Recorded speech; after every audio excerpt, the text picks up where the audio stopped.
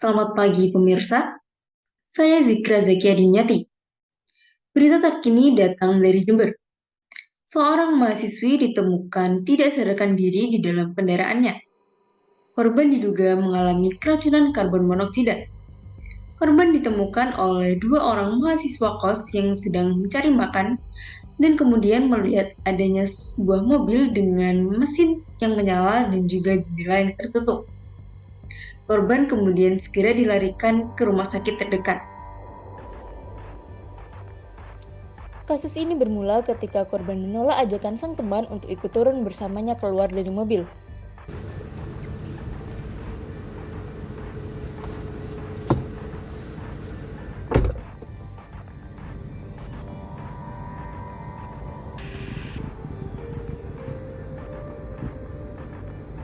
Setelah beberapa waktu di dalam mobil dengan AC yang menyala, korban mulai mengalami gejala-gejala keracunan karbon monoksida yaitu sakit kepala, pusing, linglung, dan mulai merasa sesak napas.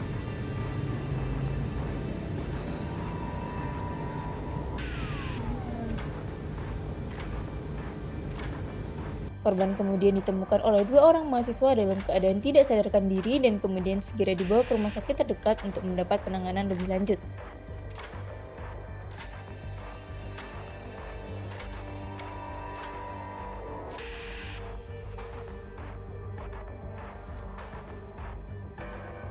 Pemirsa, berita yang baru saja ditampilkan merupakan kasus yang sering terjadi di kalangan masyarakat. Mengenai penyebab dan juga mekanisme keracunan secara lebih lengkap, kami telah terhubung dengan salah satu narasumber yaitu Apoteker Irnadia Nur Eka Putri. Selamat pagi Apoteker Irnadia Nur Eka Putri. Sebelumnya diucapkan terima kasih kepada Kak Zikra. Selanjutnya saya akan menjelaskan sedikit tentang apa yang dialami oleh mahasiswi tersebut. Nah, pada kejadian tersebut mahasiswi ini mengalami keracunan, yang mana keracunannya disebabkan oleh senyawa kimia berupa karbon monoksida, di mana di dalam mobil karbon monoksida ini berasal dari pembakaran mesin mobil secara terus-menerus. Seharusnya karbon monoksida ini dapat dikeluarkan dari mobil karena mungkin ada beberapa kerusakan, misalnya pada kebocoran pada pipa pembuangan atau kerusakan pada catalytic converternya menyebabkan karbon monoksida ini justru terdistribusi ke dalam kabin mobil. Ditambah lagi dengan kondisi jendela yang tertutup sangat rapat menyebabkan karbon monoksida ini tidak bisa keluar dan tertahan di dalam. Nah, secara tidak sadar kan mahasiswa ini menghirup secara terus-menerus karbon monoksida di dalam mobil, sehingga di dalam tubuhnya itu kekurangan oksigen. Nah, inilah yang menyebabkan mahasiswi tersebut mengalami pingsan. Untuk sifat dari karbon monoksida ini sendiri yaitu karbon monoksida ini itu tidak berbau, tidak berasa, dan tidak berwarna. Jadi kadarnya di dalam sekitar kita itu tidak dapat kita deteksi secara langsung, harus dibutuhkan peralatan tertentu. Kemudian mengapa karbon monoksida ini berbahaya di dalam tubuh? Perlu kita ketahui di dalam tubuh kita, khususnya di dalam sel darah merah kita itu terdapat yang namanya hemoglobin. Nah, hemoglobin ini itu berfungsi untuk mengikat oksigen untuk diedarkan ke dalam tubuh, diedarkan ke sel-sel, ke jaringan-jaringan, ke organ-organ yang ada di dalam tubuh. Nah, apabila ada karbon monoksida yang masuk, hemoglobin ini cenderung mengikat karbon monoksida dibanding oksigen, sehingga di dalam tubuh kita tidak ada oksigen yang diedarkan dan terjadilah hipoksia atau tidak adanya oksigen di dalam tubuh kita. Adanya hipoksia ini sangat berpengaruh bagi tubuh kita, khususnya pada organ otak, karena kinerja otak itu sangat dipengaruhi oleh oksigen. Nah, apabila otak kita terganggu, semua proses yang ada di dalam tubuh kita juga ikut terganggu.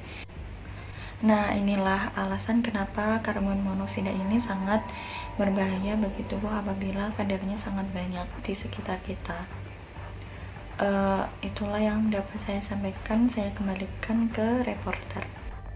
Baik, terima kasih atas penjelasannya Apoteker Irnadia Nur Eka Putri, dan terima kasih karena telah bersedia bergabung bersama kami.